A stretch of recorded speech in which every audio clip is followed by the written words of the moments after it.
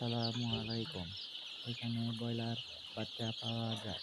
এখানে সোনালী মুরগির বাচ্চা পাওয়া যায়। ক্যাম্বেল হাঁসের বাচ্চা পাওয়া যায়।